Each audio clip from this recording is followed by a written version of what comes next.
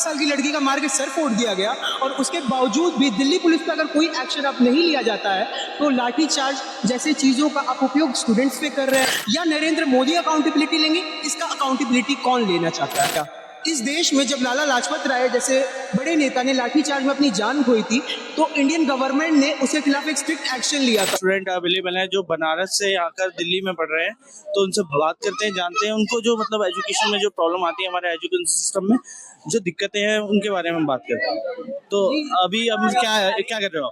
मैं अभी इंजीनियरिंग कर रहा हूँ एबीएस इंजीनियरिंग कॉलेज से।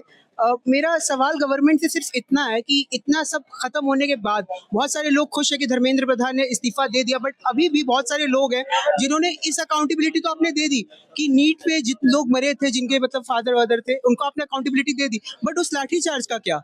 इस देश में जब लाला लाजपत राय जैसे बड़े नेता ने लाठीचार्ज में अपनी जान खोई थी तो इंडियन गवर्नमेंट ने उसके खिलाफ एक स्ट्रिक्ट एक्शन लिया था। हमारे देश के कितने सारे बच्चे, एक 12 साल की लड़की का मार के सर फोड़ दिया गया और उसके बावजूद भी दिल्ली पुलिस पे अगर कोई एक्शन अब नहीं लिया जाता है तो लाठीचार्ज जैसे चीजों का आप उपयोग स्टूडेंट्स पे कर रहे हैं। मेरा बस ये सवाल है कि इतनी बार अकाउंटेबिलिटी कौन लेगा? क्या दिल्ली के डीएम लेंगे अकाउंटेबिलिटी? क्या दिल्ली की रेखा गुप्ता अकाउंटेबिलिटी लेंगी इस लाठीचार्ज का? या नरेंद्र मोदी अकाउंटेबिलिटी लेंगे? इसका अकाउंटेबिलिटी कौन लेना चाहता है? जैसे संदीप लामा जो आईपीएस थे, उन्होंने एक महिला को थप्पड़ मारा, तो मतलब दिल्ली में महिलाओं की सिक्योरिटी को आप कैसे देखते हैं इस तरह? देखिए, हमारा कंट्री, हम वर्ल्ड हैप्पीनेस इंडेक्स में हम नीचे आते हैं, हम हर एक इंडेक्स में नीचे आते हैं, बस एक इंडेक्स है जिसमें हम बहुत ऊपर जा रहे हैं, वो है रेप इंडेक्स।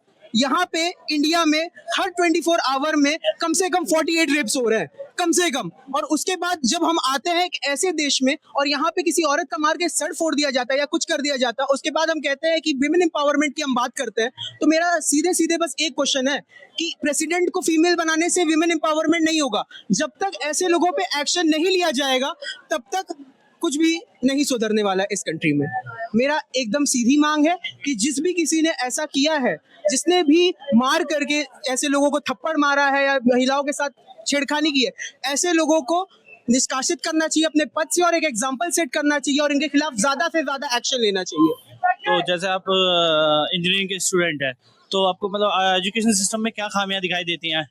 देखिए, एज ए इंजीनियरिंग स्टूडेंट मुझे लगता है कि हमें एक कह सकते हैं एक मशीन की तरह हमें इस्तेमाल किया जाता है। हमें एक 6 महीने का हमारा एक सेमेस्टर होता है, वो हमारा 3 महीने में खत्म हो जाता है और उसके बाद हमें समझाया जाता है कि आपको ये पढ़ना है, ये करना है, ये स्किल सीखनी है, बट हमारे जो असली में ओवरऑल डेवलपमेंट है उसके ऊपर अभी भी काम नहीं कर रहे हैं लोग।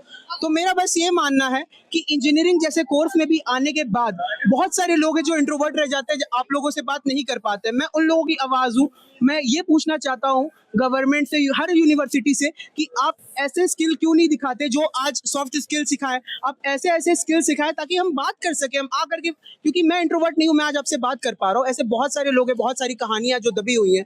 अभी तो आपको हाल फिलहाल में पता होगा AKTU का भी पेपर लीक हुआ था, वापस से कंप्यूटर नेटवर्किंग का एग्जाम देना पड़ा था। ऐसी यूनिवर्सिटी, AKTU यूनिवर्सिटी जैसी भी यूनिवर्सिटी के ऊपर सवाल उठने चाहिए मेरे समझ से।